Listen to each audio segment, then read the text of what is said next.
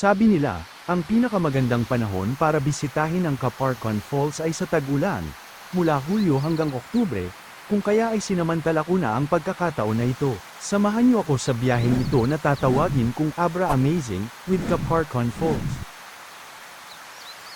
Mula Antipolo City ay bumiyahe ako ng Huwebes alas 2 ng hapon, upang umabot ako sa tamang oras ng napag-usapan kinabukasan.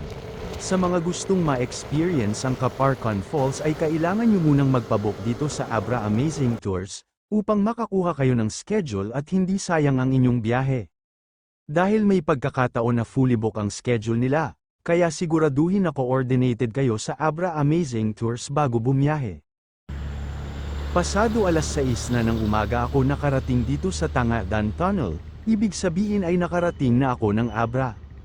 Dumiretso na agad ako dito sa office nila, katabi ng Blue Gas na gasolinahan dito sa Tayum, Abra, upang i-confirm ang aking booking. Kagaya ko, gusto din nilang ma-experience ang Caparcon Falls kung kaya maaga pa lang ay nandito na din sila.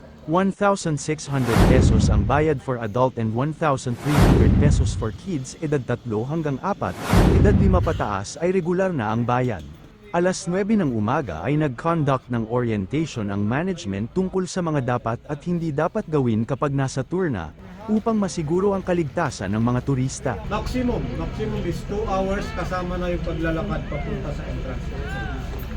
Matapos ang orientation ay pinasakay na kami ng monster truck, upang maghanda sa pagbiyahe at maisaayos ang mga sakay na turista. Itong truck ang maghahatid sa amin sa Caparcon Falls. Excited ang lahat sa halos 2 oras na biyahe, sakay ng monster truck. Kakaibang adventure ito, kaya ang ibang turista kasama ako ay hindi mapigilan kumuha ng video at picture habang nasa biyahe. Nagpatuloy ang aming paglalakbay, at habang tumatagal ang aming biyahe, ay paganda ng paganda ang bawat tanawin na dinadaanan ng monster truck. Makalipas ang 1 oras ay nandito na kami sa most exciting part ng aming biyahe, ang malubak at maputik na daan. Sa ganitong uri ng daan ay hindi ko napigilan na hindi kabahan, dahil sobrang maalog ang bawat usad ng truck. Sa wakas ay nakarating na kami sa drop point ng Caparcon Falls, halos 1.5 oras ang aming nilakbay na nakasakay sa monster truck. Ngayon ay kailangan natin mag-trek ng halos 30 minuto, para marating ang kinaroroonan ng falls. Malawak ang pathway pababa ng falls, subalit mag-ingat lamang sa paglakad dahil medyo slippery ang mga bato. Sa wakas ay narating na namin ang aming pakay, ang Caparcon Falls. Halika at explore natin ang Caparcon Falls.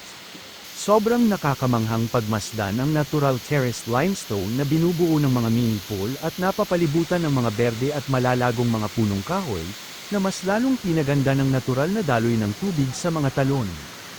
Seasonal lamang ang pagtanggap ng mga turista dito, ibig sabihin, ang falls ay maganda sa panahon ng tag-ulan, Agosto hanggang Setyembre. Sa panahong ito, ang mga terrace limestone ay lumilikha ng natural infinity pool.